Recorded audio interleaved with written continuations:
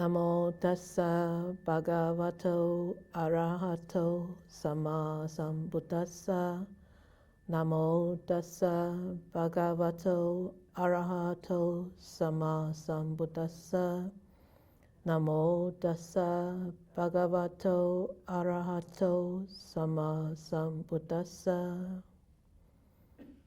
Okay, so have you done your diligent homework? Oh, nice. Then you can share. Then you can actually read the passage that inspires you. Have you done your diligent homework? Those on Zoom? Some of you nodded. Okay, good. Nora, I saw your thumb, so you're the first one to tell me. Nora.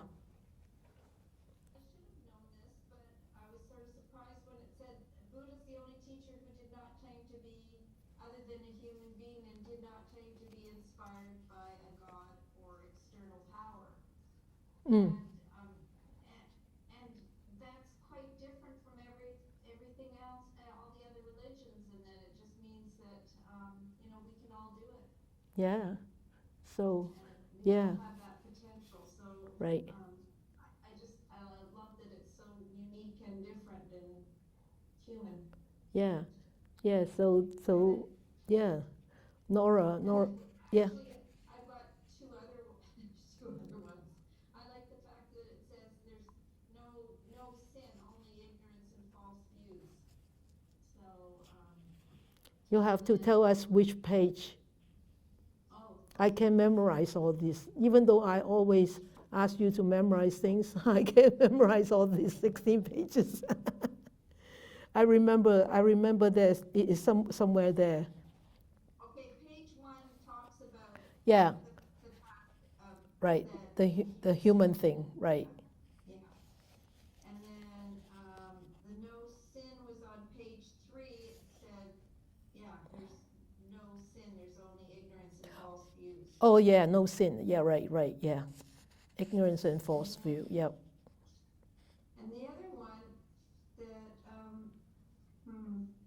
think it was page 5, it says, it doesn't matter whether it's a religion or a philosophy, it's the truth. You don't meet all those labels, because people do ask you, and they say, oh, is it a religion? And you say, no, Yeah. it's not really a religion because there's no God. And blah, Yeah, blah, the blah. 4th paragraph on page 5. All of that is irrelevant, really. It's just the truth of existence. Good. Thank you, Nora. So I want to go back to what Nora talked about on the first paragraph.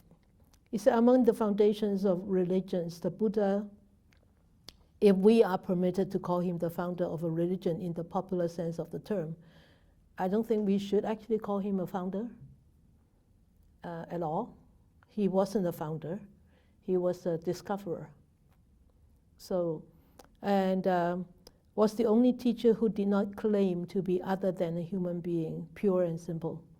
Other teachers were either God or his incarnations in different forms, all inspired by him. The Buddha was not only a human being, he claimed no inspiration from any God or external power either.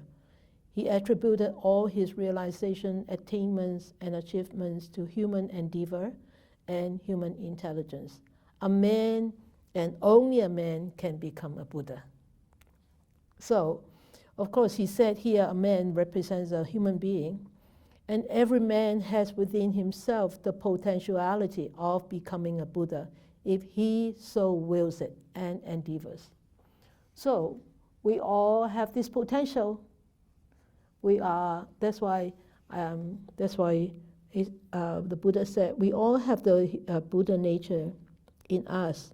It's just that it's being masked, or it's just that we don't practice diligently enough.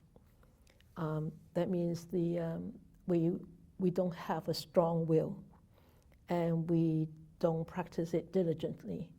So this passage is here is of great importance because it tells you what this whole book is about and how important the Buddha is and how important it was for him to be a human being so that he is equal to us, right? We are human beings. He was a human being. Of course, there is this, we are unequal to him also. So anybody could tell me why we are not as equal to the Buddha? Anybody? Yeah, we are equal. Yeah, we are human beings. Oh, so Nora has the answer. Well, I don't know if this is the answer you're looking for, but we're not awakened yet. Yeah, we are not awakened yet. Yeah, so we are far away from awakening. Why are we not awakened yet? He says in here, why are we not awakened yet? I read too many books. It's not in here. It's somewhere here. Yeah, we still have such a long way to go. We still have so much old habits. We still have so much dust. Remember? Dust. So if my glasses have dust, I can see clearly. So even though if you don't wear glasses, if you have dust in your eyes, you don't see clearly. So we still have a lot of dust. And also, we do not have enough parami. And Claudio said, we haven't experienced the truth directly. Yeah. And sometimes we may be able to experience the truth, anicca, anatta, dukkha, but it's only like temporary, momentary, and after that we forgot completely about it, right? So some of you may have experienced that a little bit, but not like really being awakened by this. So yeah, so the founders, I don't agree with using the word founder at all. It will be very misleading. And I think I would prefer to use discoverer. He rediscovered the truth of existence. So he started to teach and brought it to us. So he said, every man has within himself the potentiality. So as we studied Dhammapada last few months, last 12 months actually, we did 12 sessions of Dhammapada once per month, so 12 months of Dhammapada. And remember, Dhammapada verse 160, it says, one truly is the protector of oneself. Who else could be the protector?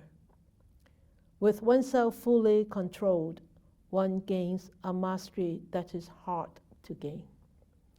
So Dhammapada says it all, and Dhammapada supports this view that only a man can become a Buddha.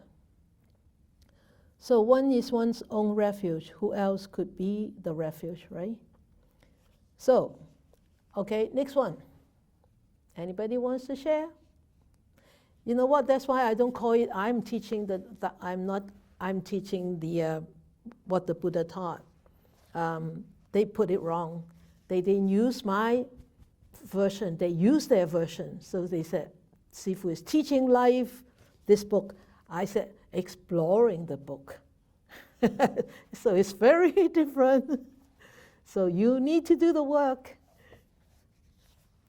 Okay. Fong King, long time no see. Okay, unmute yourself, right, from Hong Kong. Yes. I want to share the night on page 9. Okay. On my book. Well, I have the English version, but this is written in an old version. But I think it should be on the same page. Yeah. Page 9, 1, 2, 3. Mm-hmm. It's always a question of knowing and seeing, and not that of believing. Ah, yes, yes. Well, It is always a question of knowing and seeing, and not that of believing. Yep. Yeah, and also it echoes another sentence that inspired me is the last sentence in the following paragraph. In the next paragraph, it Mm-hmm. is always seeing through knowledge or wisdom and not believing through pain. Yep. Why this is, I may say, shaky. I don't want to say inspired. Well, because after when I read this, I feel that, hey, actually I don't have strong faith enough in Buddhism. Mm. I think, well, You don't have strong faith, you said? yes, that's how I feel when I read this text. My faith is not strong enough. Because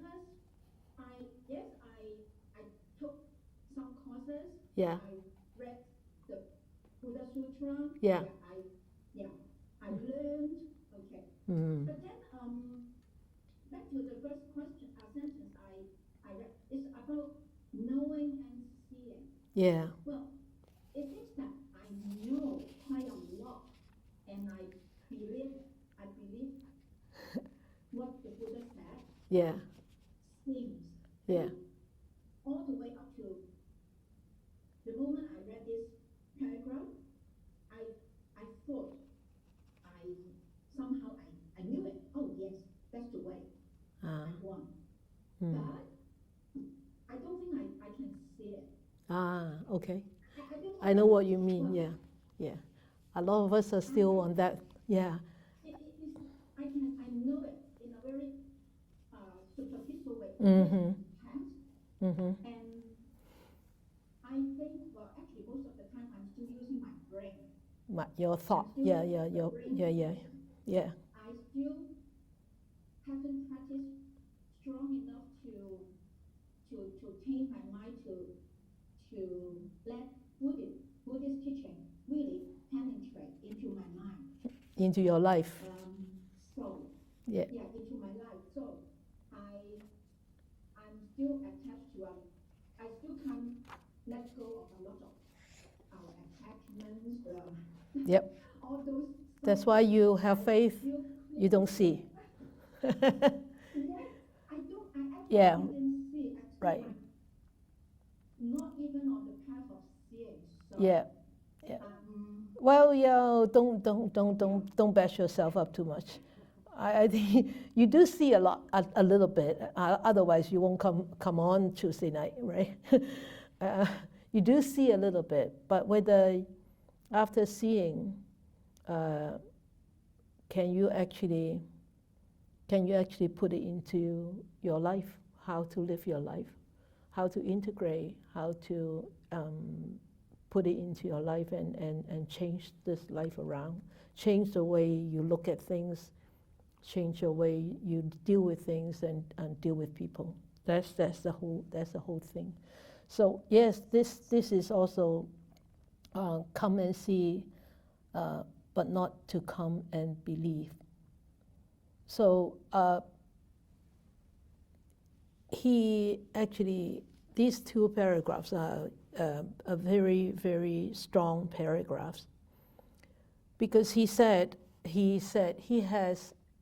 that after his enlightenment, he said that he has seen the truth, he has attained the truth, and he has known the truth, and this is the important part, he has penetrated into the truth, and he has also, this one is important, he has crossed over doubt, right?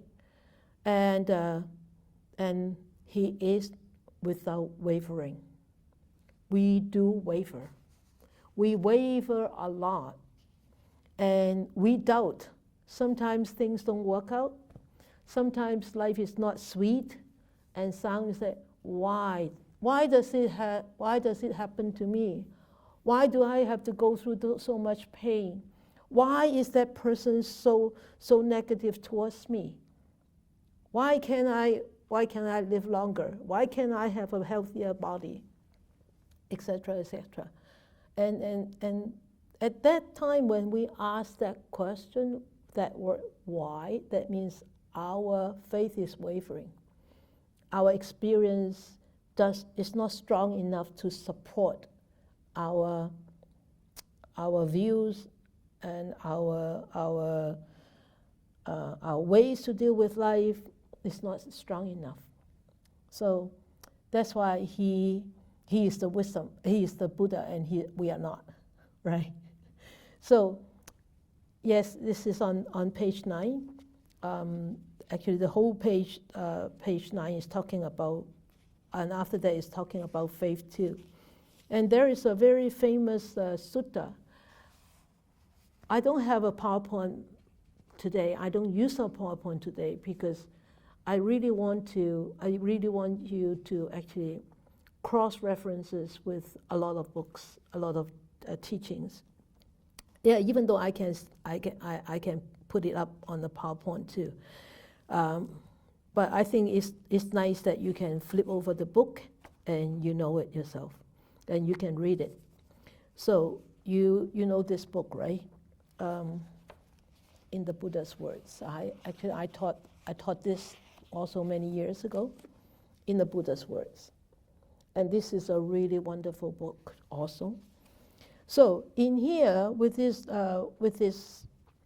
paragraph, since Feng King, you are talking about this paragraph. In here, he said the eyes was born, the knowledge was born, and the wisdom was born. Science was born, light was born. Mind you, when he talk about the eyes, it's really not the human eyes. It's the wisdom eyes, okay? So he said it is always seen through knowledge or wisdom. So whatever he sees, he actually sees it with wisdom. But whatever we see it with our human mind, our human perception, our delusion, our illusion, our defiled mind, everything. That's why we see everything defiled. We are defiled because we see everything defiled. So he said it is always seen through knowledge or wisdom, nana dasana. So he said the teaching of the Buddha is qualified as inviting you to come and see ehipassika. That means you come and see, you come and look, you come and experience. Because he said, why? Your own personal experience is the most important. If you don't experience it, you're just hearsay, okay? You're just hearsay. So here in this paragraph, you can refer to a sutta called Canki Sutta, C-A-N-K-I, S-U-T-T-A. Sutta, that means a book, a chapter, a special teaching. So it's Canki, Kanki, C-A-N-K-I. So here, with Canki Sutta, is in actually in the middle length discourses. The Buddha answered the questions raised by this Brahmin, Bharavacchaya, on how to preserve the truth and how to actually arrive to the truth. And you can actually see it from page, if you don't have the book here,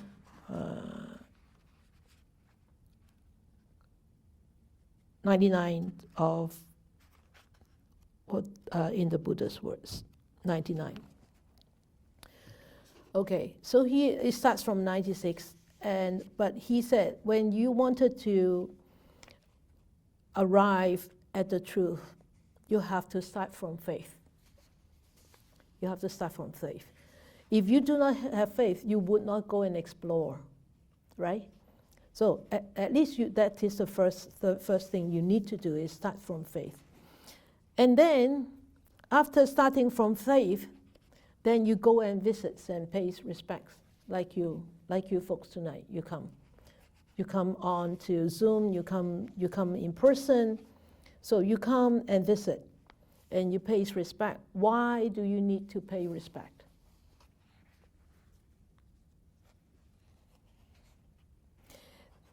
Maybe some of you have read more of the Chinese sutta. Then you will actually understand, see this part when bhikkhus come to ask for teachings, or when monks come or householders come for ask for teachings to the Buddha. They always kneel down. They don't kneel as the way Chinese or many monks kneel. They kneel with one knee down, one knee up.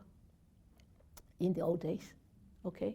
And then, because in the old days they have this sari and we have robes too, so they cover the left shoulder and expose the right shoulder. That's the tradition at that time. And then they kneel down, and then they pay respect, and then they would ask Reverend monk, the Buddha, the teacher, can I ask a question? So this is because why? You respect them because you look up to them, right? They know more than you. Otherwise, you start to challenge them, right? Even though in here, there are actually a lot of people challenging the Buddha, but the Buddha always have the answers. So here he said, you have faith and you go and visit and you pay respect. And then after visits and pay respect, what do? He said, then you give ears. Remember that? We talk about that. I love this sutta. You give ears. Why do you give ears? You listen. You don't just hear. You really listen. You listen with your mind being there. Then when you pay attention, you're really paying attention. There is a saying. Is that if you do not not have the respect, the Dhamma will not nourish you. Will not be able to nourish you. So you will say, oh, then the Dhamma is discriminating. Is the Dhamma discriminating? No. Why? Why is it not discriminating?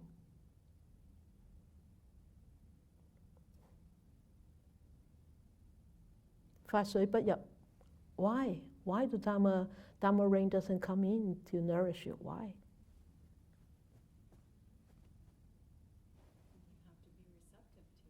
Exactly. You have to be receptive, you have to be attentive, you have to be respectful, right? And you have to open the door. If you don't, Sesame, open the door, nobody will open the door for you. You cannot come in here, right? So in order for the door to open, you need to have all these qualities. So you have to give ears. Giving ears, that means you're respectful.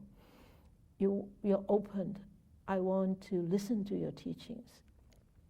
So then it's,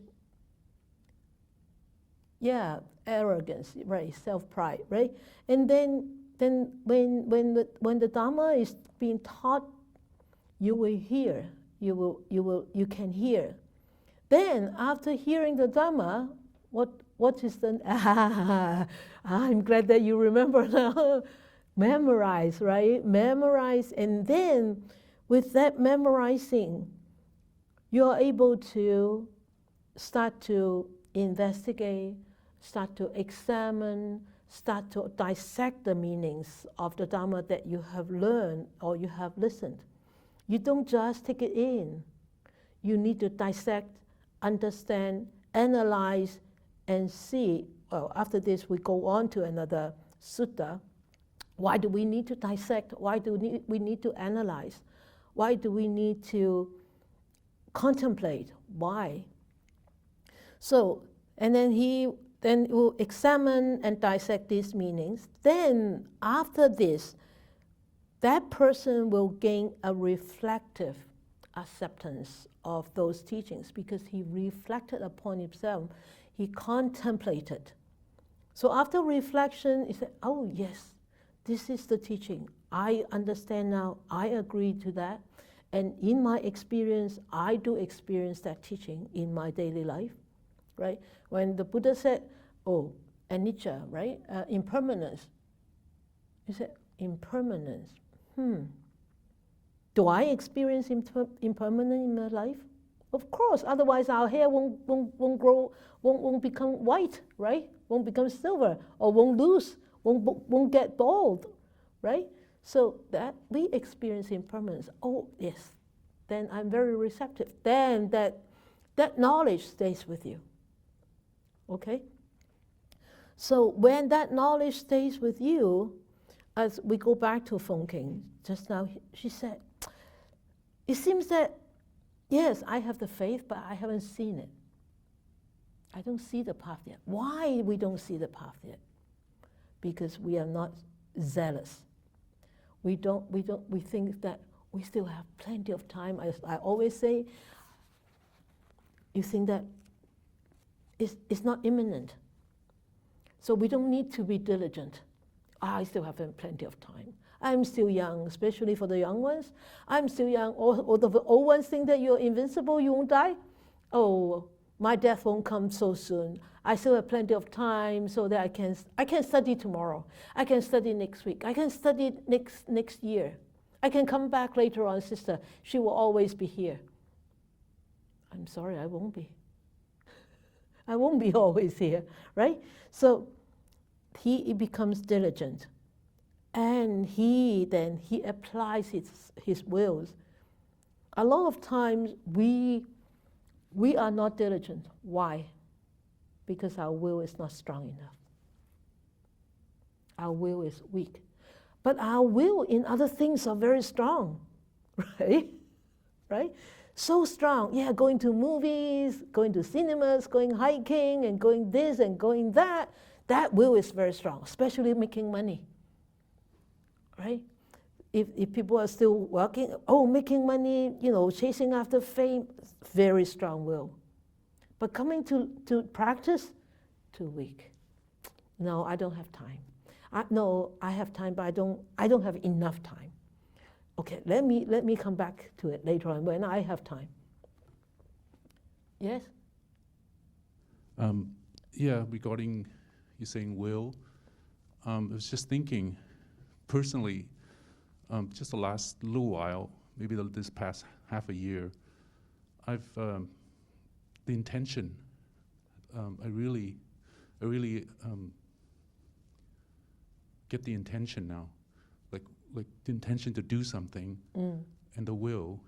It's almost the same to me. Like without the intention, it makes it difficult to actually to make a decision to do something. Yes. Like it seems like it's always something else always getting in the way. But if you have the intention to actually do it, like honest intention, Willful intention. yeah, willful intention, it You makes need it that. simpler and Yeah. it makes You need that. yeah. Yeah, you need that push. Yeah, willful intention. Yeah. So when he applies his wills in the Dhamma, then he will start to scrutinize. Remember the scrutinize? Scrutinize, that means he starts to really dig into the teachings and scrutinize the teachings, especially on those three big parts that the Buddha taught about, the impermanence and dukkha, that means sufferings or dissatisfactions, unhappiness, and also anatta, that means the non-self, like conditionality or conditioned arising. So he starts to scrutinize, and the more he scrutinizes on these truths, the more he understands, then the more he will what? He will think, wow, really, I don't have enough time. Even you give me 2 lifetimes now, I really still don't have enough. Then he will strive like a horse galloping, because they want to reach the destination sooner. So faster, strives with all the strength. And then and then realizes. After striving, then one will realize this body in the truth in this body, the ultimate truth about this body. Because he starts to be able to see it with wisdom, not just with mere faith. Okay? But the Buddha said, even when you reach that state of seeing this body with that ultimate truth, you still have not arrived at the truth yet. Wow, that's a lot of work, isn't it? There's so much work to do. Final truth, final arrival to the truth lies in where? Is it here?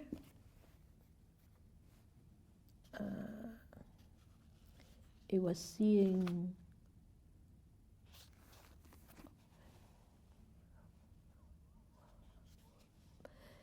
He said, it says, yeah, it's in here. He lies in the truth of, in the repetition, development, and cultivation. That means continuously developing, continuously cultivating, repeating over and over and over again. And this cultivation of what? Of these all these things that I've talked about just now. The faith, the seeing, the giving ears, and then the diligence, and then the wills, and the scrutinize and strive. All these you need to repeat and repeat to cultivate, to develop. Like what we experience in meditation, right? You remember your first course? Who remember your first course of meditation? How difficult it was, right? You just wanted to run away. I don't want to sit here. I wanted to run away. It's so difficult, especially when your legs are killing you, or when your back is killing you.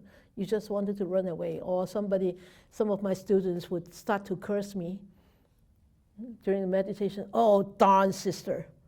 I wish I haven't listened to her and come to a meditation. It's all her fault making me suffer like this. Did you have that thought? I had a day that I was very angry. With me? Not with you, but I was just very angry that I was convinced that this was the dumbest thing I'd ever done. You have to tell everybody.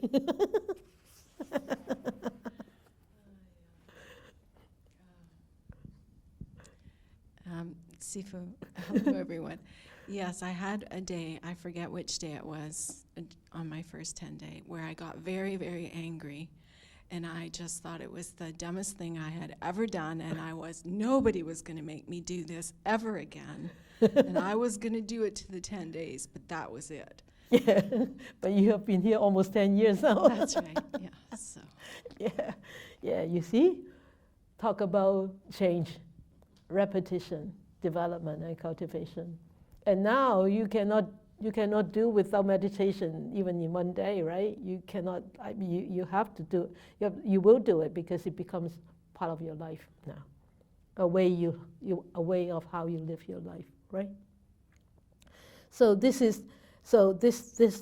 remember, you can only arrive at the truth when you keep on doing it, cultivating it, developing it. Then in this way, there will be a final arrival of the truth, and one finally arrives at the truth, and we describe the final arrival at truth. So talking about faith, I want to bring you back to the book.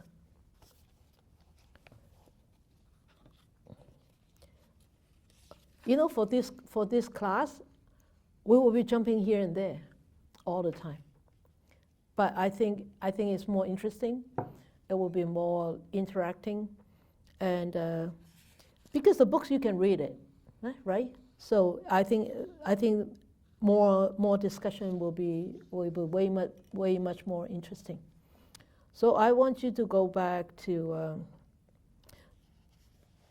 the Kalama Sutta. Was it here? Yeah, it's here, right? I only write down in here, but I didn't write down in here. Yeah, the Kalama Sutta is here. Wait. Page 2, right? Yeah. Page 2, the Kalama Sutta. Kalama Sutta, page 2. The Kalamas went to ask the Buddha, Laurie, can you read, or Varsha, can you read a paragraph about the Kalama asking the Buddha about who is right and wrong? 1, 2, 3, 4, the 4th paragraph. The Buddha once visited a small town called Kisaputta. You have a microphone, please? Next paragraph. So there are some recluses and brahmanas. So the Buddha once visited a small town called Kisaputta in the kingdom of Kosala. The inhabitants of this town were known by the common name Kalama.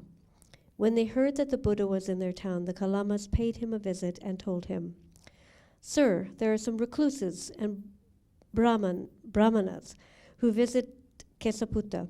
They explain and illumine only their own doctrines and despise, condemn, and spurn others' doctrines.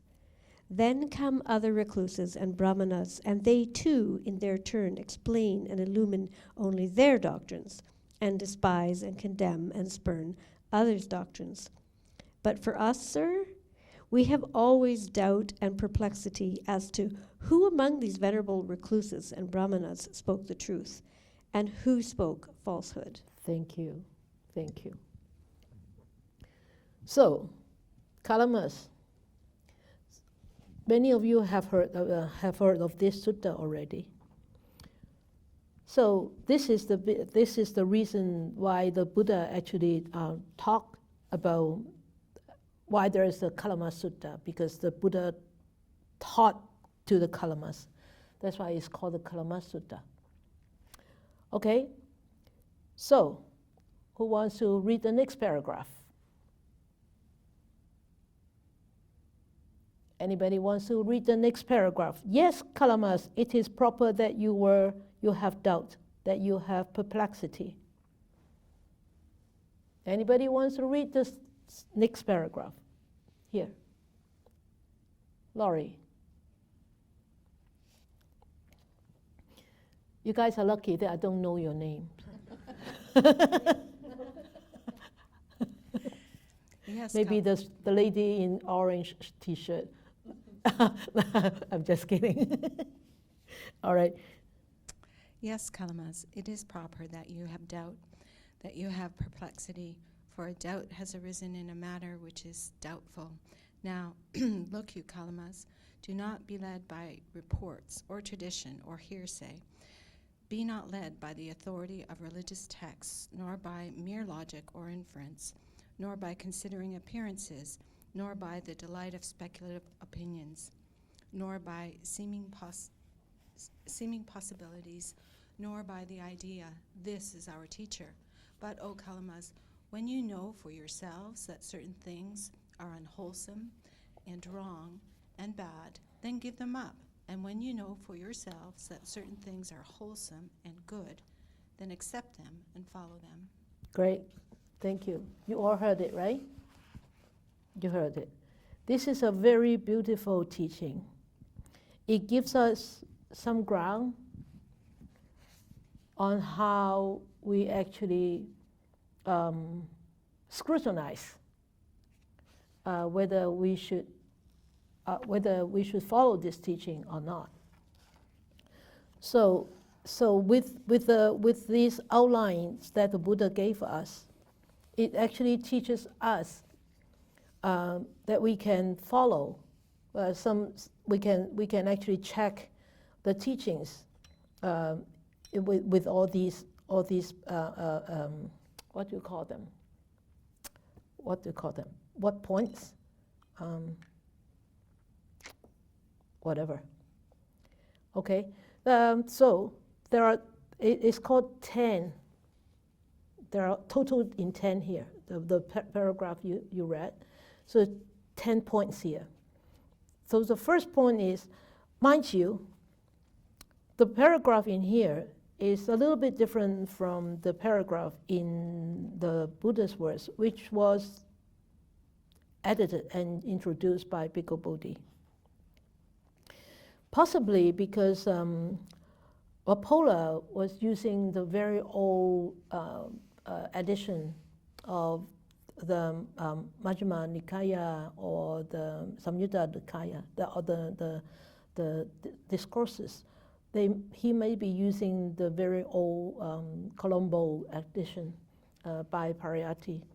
So, and then the edition that we read now is actually more updated, by Bhikkhu Bodhi. So it's a little bit different. But I prefer the Bhikkhu Bodhi's version myself. So I want to read the Bhikkhu Bodhi's version to you all. So first point. Do not go by oral tradition. First. This is the first. Second, by the lineage of teaching. So that means I pass it on to you, you pass it on to others, or my teacher pass it on to me, I pass it on to my student pass it on to their students. So this is called lineage. By hearsay, oh, I hear this. I hear this, okay, by hearsay. And by a collection of texts. You say, wow, sister, you have 3 books here tonight, so you have a great collection. Don't just go by the collection of texts.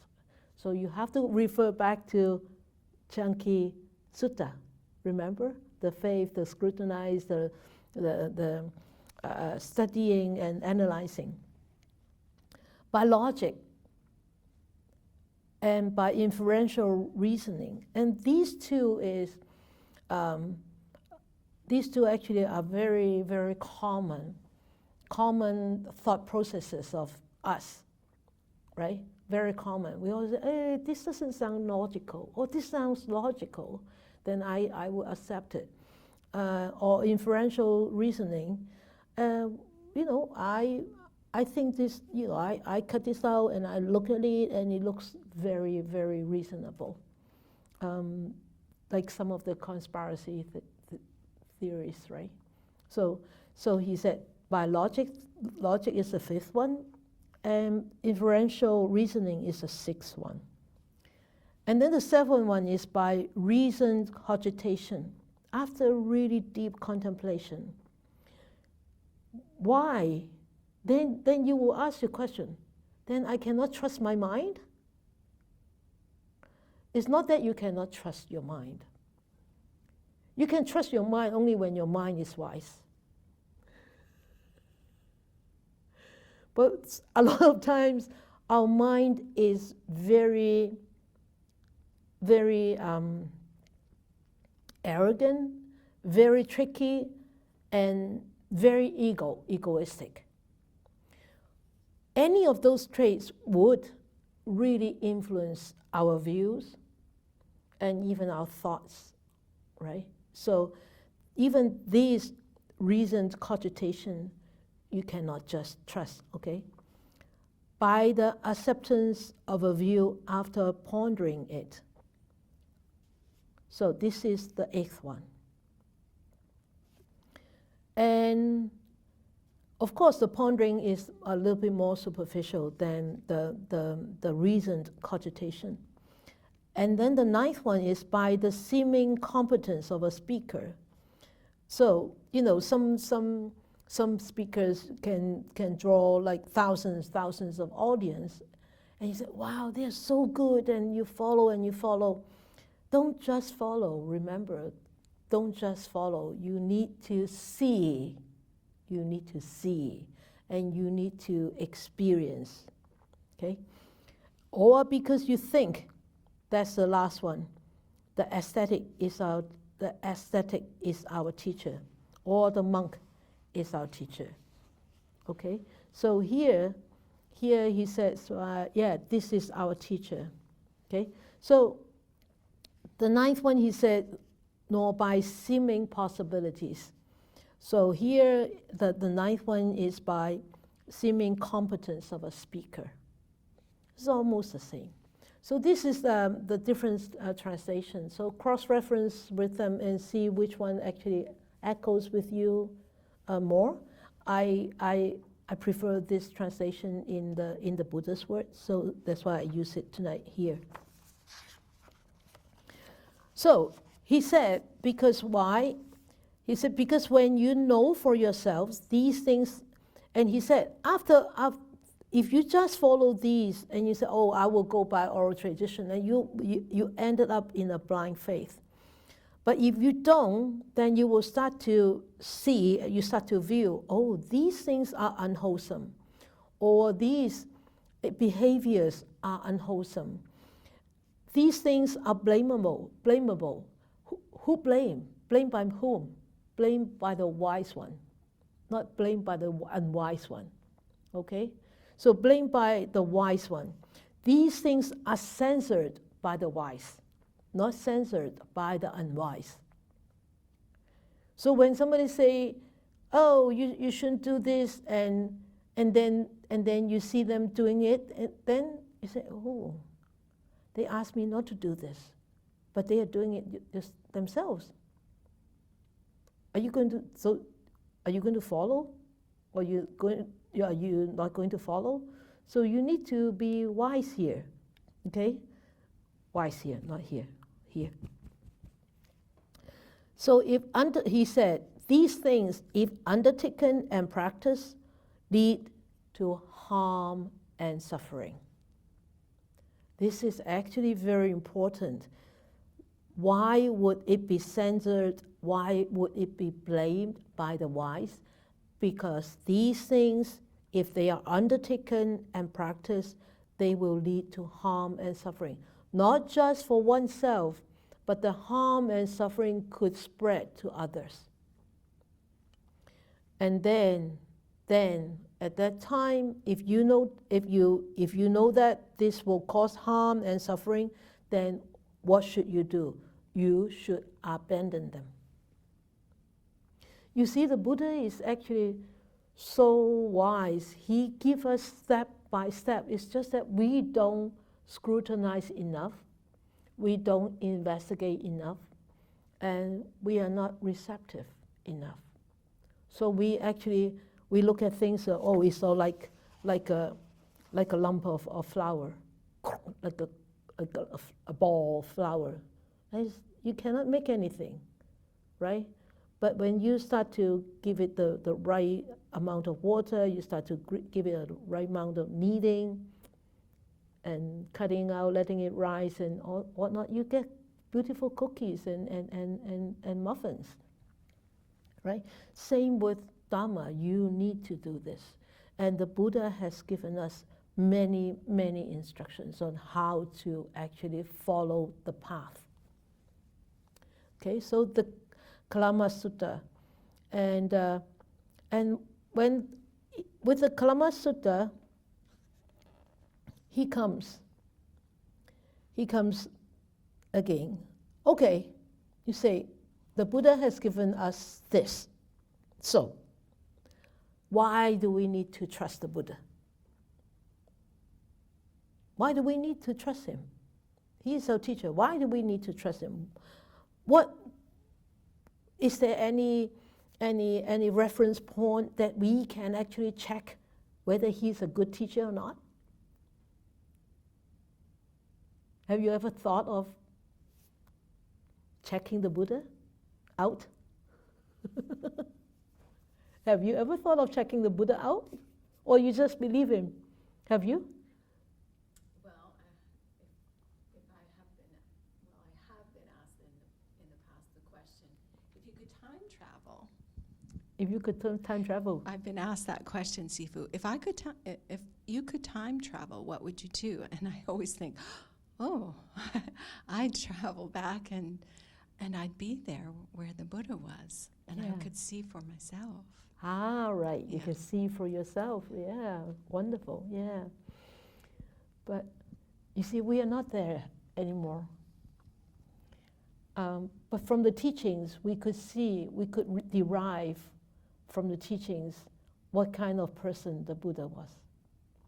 Right? We can derive his demeanor, his character, his personality, and whether his teachings are truthful or not. So, in here, page 93 of the in the Buddha's words, or Majjhima Nikaya, the middle length discourse, number 47. You can read another sutta. It's called Vimapsaka Sutta. Vimapsaka Sutta, Khao Gai Kinh. Vimapsaka Sutta is actually a very beautiful sutta. And see if you some of you can actually read this out. Do we have it here? I think so. 93. Oh, I'll read. I'll read it out for you. Investigate the teacher himself. Yeah, remember that? So, the monks, he said, a monk who is an inquirer, not knowing how to gauge another's mind, should make an investigation of the Tathagata, that means the Buddha, in order to find out whether or not he is perfectly enlightened. Okay, so in here, he actually gave us many protocols how to actually investigate him. He said, a monk who is an inquirer, not knowing how to gauge another's mind, should investigate the Tathagata with respect to two kinds of states. States cognizable through the eye and through the ear. Are they found in the Tathagata, that means the Buddha, or not any defiled states cognizable through the eye or through the ear? Cognizable through the eye, that means bodily actions, bodily performance of the teacher. Here, the teacher here is the Buddha. Cognizable through the ear, that means verbal actions. Okay, so here, so he said, not when he investigates him, he comes to know. No defiled states cognizable through the eye or through the ear are found in the Tathagata. So when you scrutinize, when you investigate this teacher, you don't see any unwholesome bodily behaviors, and you don't hear any unwholesome verbal behavior. So he said there's no defiled states through the eyes and the ears. So when he comes to know this, he further investigates. He investigates him further thus, are there found in the Tathagata or not any mixed states cognizable through the eye or through the ear? The last paragraph was completely undefiled, no defilements. Here, he said, you need to check through the eyes and the ears whether there are mixed states, that means defiled and undefiled, mixed. Okay? Mixed states, that is called mixed. So when he investigates him, he comes to know no mixed states cognizable through the eye or through the ear are found in the Tathagata. So the first paragraph was completely no defiled states. The second paragraph was no mixed states. So when he comes to know this, he said he investigates him further. Are there found in the Tathagata or not cleansed states cognizable through the eye or through the ear? Cleansed, completely clean. So the first one is undefiled. Second one is mixed. The third one is totally cleansed. That means totally pure. You see, undefiled and cleansed, there's a difference. Right? When you wash a glass, the glass is clean. But is it really pure? Clean to the sense of no impurity in there. So, for example, I would say, for example, a pure metal, or gold or silver. Nobody can say this is pure gold. It's 999999999 gold, right? That means it's not defiled. It's undefiled gold, because it's 9999999. There's no pure gold, right? So pure gold is 100% gold. So that means purity. So it's different from undefiled. It's a little bit higher state, cleansed states. So when he comes to know this, he investigates him further.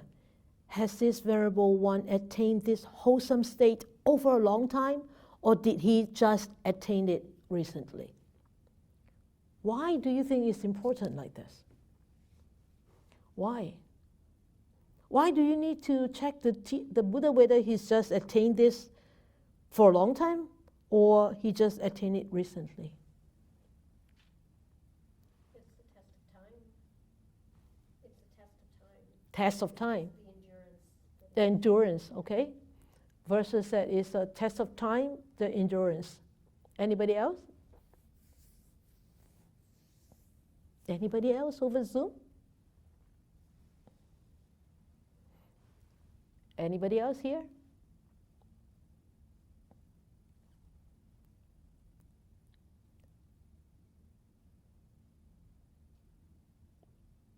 Why? No answer? You have answer, Kok? No? Okay. Anybody over Zoom has an answer? To me, if it is stable, okay, good. Stable, endurance. To see if it is stable, endurance, yeah, okay.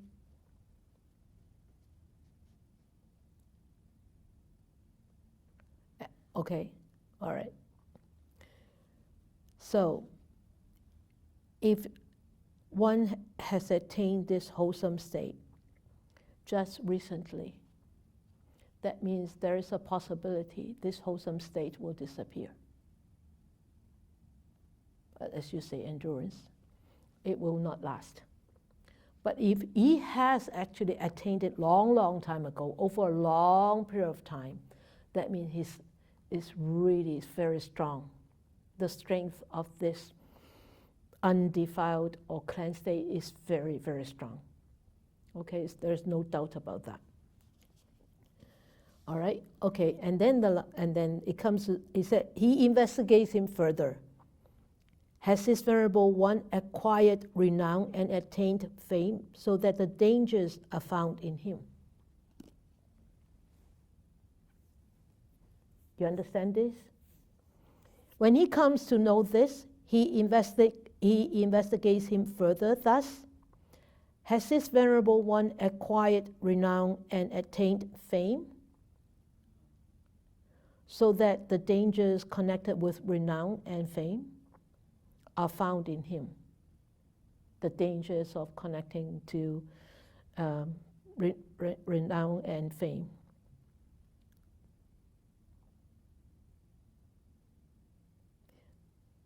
So, of course, he won't have this, right? The danger of being famous, the dangers of being renowned, you won't find it in the Buddha, because this is not what he wants. This is not what he is running after. His enlightenment is not about fame or status or renown, right? And so he doesn't have that danger. The danger of what? Falling apart, right? Going backward, regressing. Right? So when he comes to know, he investigates him further. Is this Venerable One restrained without fear, not restrained by fear? And does he avoid indulging in sensual pleasures because he is without lust through the destruction of lust? Why do you think he said this Venerable One restrained without fear, not restrained by fear?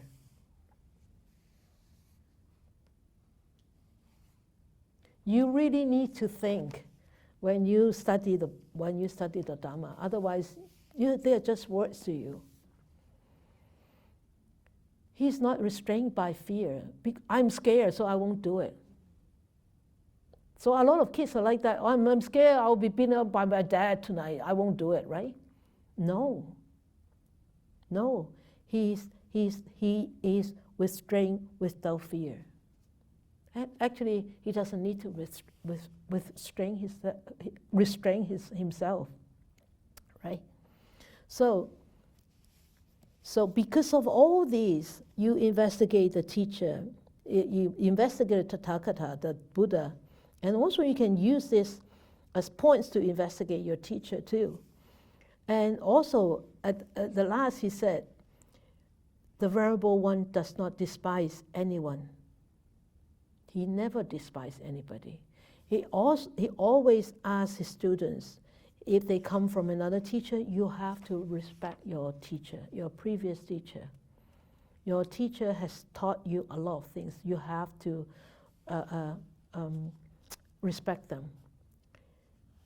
So he said, after all these, then monks, when anyone's faith has been planted, rooted, and established in the Tathagata, through these reasons, terms, and phrases, his faith is said to be supported by reasons, rooted in vision, firm.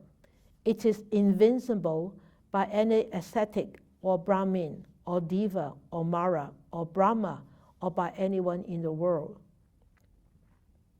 So that means one have really total faith in the teachings of the Buddha. It's unwavering faith. So this is the Vimassaka Sutta, Majjhima Nikaya 47. If you want to read it, in the Buddha's words, it's page 93, if you want to read it. And you go back to read this. Okay? So, tonight we have talked about quite a few sutta.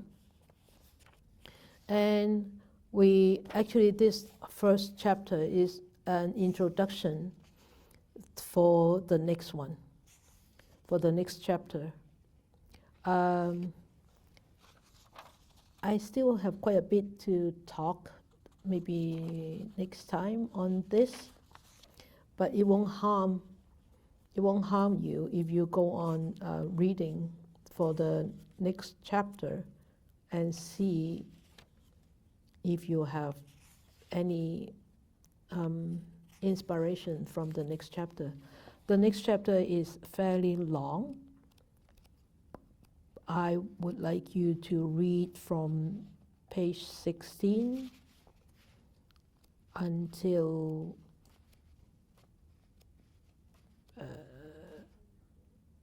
28. Oh, so it's only 12 pages. It's the first Noble Truth. Okay, so anybody has any more inspiring passages to share for tonight? When I started my meditation, long time, always people said most of the word is mindfulness. Be mindful. Be mindful. Yeah. Be mindful. But it's very, very easy to draw my attention to others. So very impressed with me. I would like to say we need to spend a long time to see Buddha. I need to have a long time to see myself. Myself, as you improve, as you really understand, Mm. Like I want to share this Mm. as people. That's why the Buddha said you have to, in order to arrive to the final truth, you need to Yes. repeatedly develop and cultivate. Yeah, Yes. be mindful. Thank you. Be mindful. Yeah, okay. So anybody else have any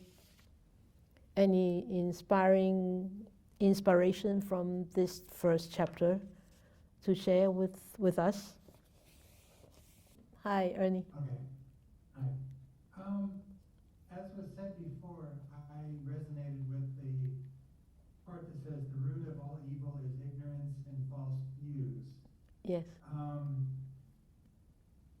And it kind of goes along with something a little later that says the spirit of tolerance and understanding has been, from the beginning, one of the big ideas. I think it's easy for people to look at others and say, oh, that person is bad, that person's evil. I mean, as a Christian, we grow up good and evil. Mm. And I think the idea of saying, well, let's get rid of evil. And people behave the way they do because of ignorance and false views. And one thing I think is good about it is that I think it makes it easier for us to be tolerant and understanding when if the person's just ignorant, I think it's easier to be understanding towards that person. Mm. And say, well, okay, they don't know, they've been conditioned bad, but he's not a bad person, he's not an evil person. Mm. I think that kind of idea is a good one. And I think it would help if more people were more tolerant and, had less of a good versus evil mentality, and was just a little more tolerant and understanding. Yeah. So I thought that was good. Yeah. Yeah. Then another part mentioned freedom of thought. Mm. Allowed by the Buddha is astonishing to the student of the history of religions. So I think another good thing about Buddhism is the freedom of thought that it kind of encourages.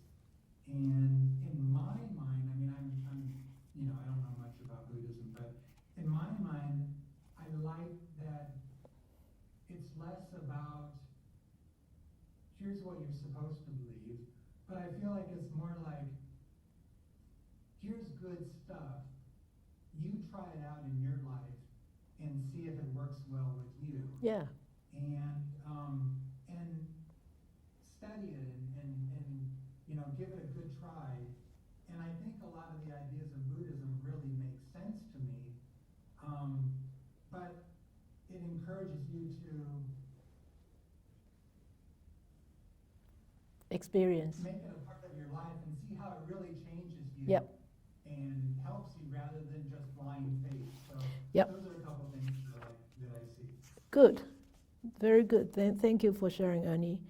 Yeah, it's true. You are very right. If more people stop to say this is evil, this is bad, and this is good. If more people are starting to see more good in others, I think the world will be way much better world than nowadays. Evil and good are just like a coin, two sides to a coin, right? And can we do without this part of the hand? Can we just slice it up? We can't, right? It's the palm and the hand. It's there, but if one part, as I taught in the Sunday meditation, the kilesas, the greed, the anger, the animosity, everything are on one side, but on the other side, what is on the other side? Did you listen? Did you listen? Nobody listened. Nobody remember? Huh? Wisdom and mindfulness. Remember? So when wisdom and mindfulness are strong, then the kilesas, the greed, the anger, the ill will, the ignorance will become weak. We just had a moon festival the other day, right? When was it? Saturday?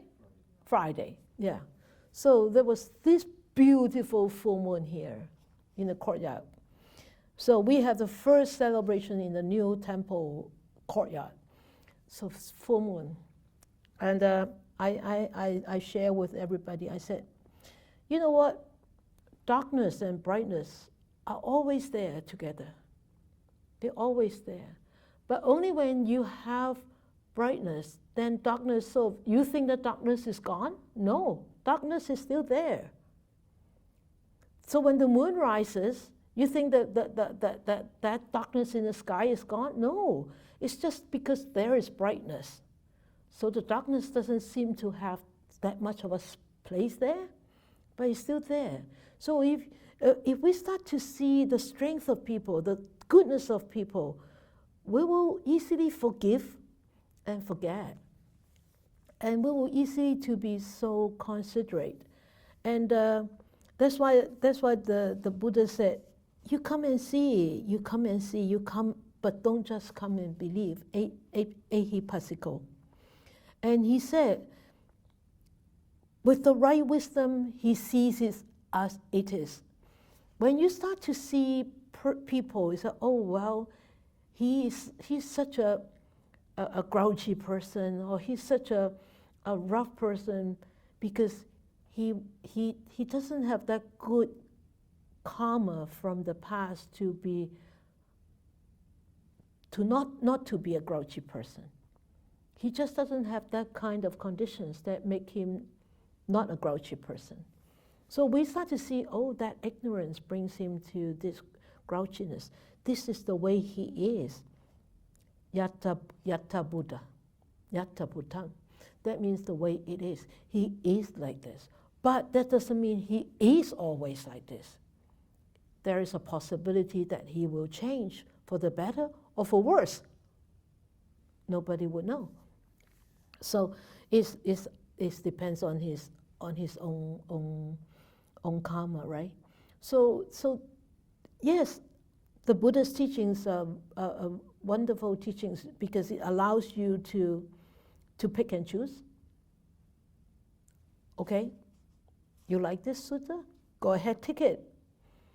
You don't like it? Put it down. Nobody will give you a fist. Nobody will hit you. Nobody. So it's just like in a salad, I don't like raw tomatoes. I always like, lettuce or raisin or nuts. I never touch the tomatoes because I don't like it. But I don't need to chuck out all the tomatoes. I just leave it for others to enjoy, right? So that's the beauty of the Buddha's teachings. And why would the teachings be so beautiful? Because the Buddha was so beautiful. He was so wise, and he's such a beautiful being because he's such a compassionate being. Beautiful not in the sense of beautiful here like this, but in the heart. He's so compassionate, so kind, and so wise, and so open. So he doesn't force anything onto anybody. That's why he always said, you are the only master. You are the master yourself. Right? Great. Thank you. Thank you for sharing, Ernie. Anybody else? Okay. Dhamma is a verifiable truth through radical subjectivity, meaning direct experience of the law of nature. Wow, Claudio, thank you. Maybe it might be really have to take millions of eons to reach the other shore, but thankful that I came across the Buddha's teachings and the right path this life. Yeah, thankful that we have encountered it, and thankful that you actually persevere.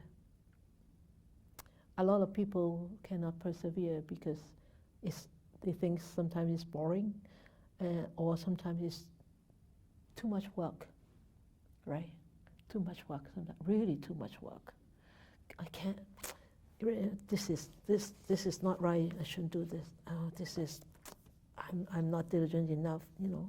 I need to be more diligent. But I want to watch a movie, and darn. So all these, we just need to be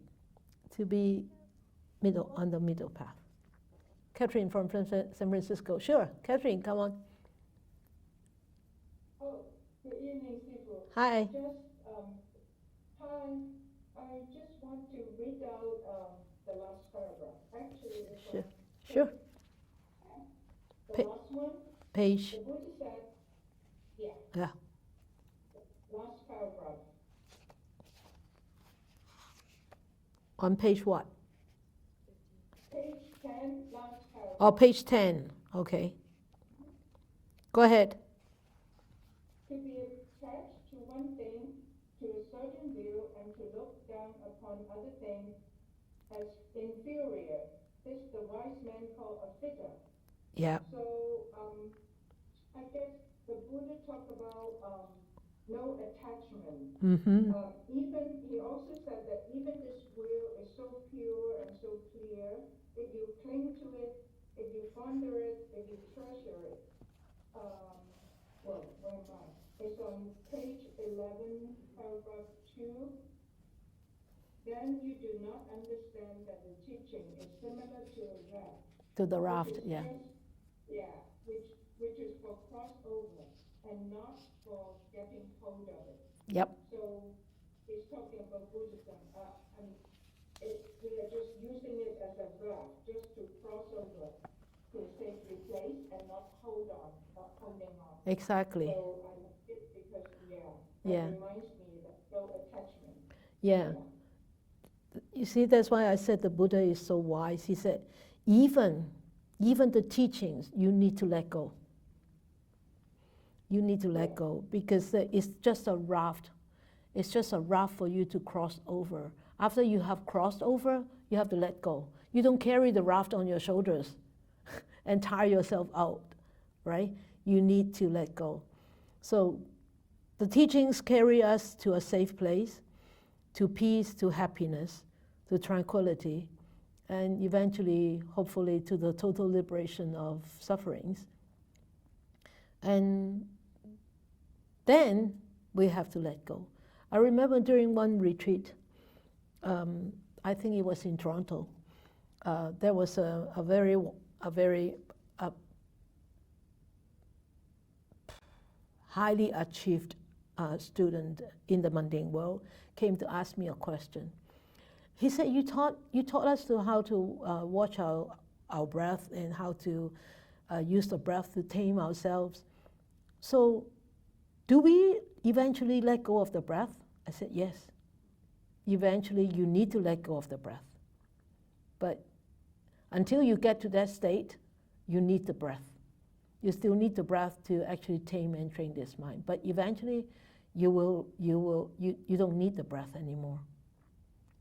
So that's what the Buddha said here too. How to look at the teaching is just a raft, and eventually you need to let go of it. Thank you. That's great. Good. Do you like this format? You like this format? Oh, good. So I don't have to prepare PowerPoint anymore. I tell you, there's more work on this. But I enjoyed it. That's all books. That's why it's all so confusing. Which book is which book? But anyway, I love this. So you like this format? Should we go on to this format? Go on with this format? Good. Okay, great. All right. No more? So diligent work. Okay? So those who haven't taught, those who haven't shared this time, have to share next time. All right? So be generous. So let us dedicate our merits.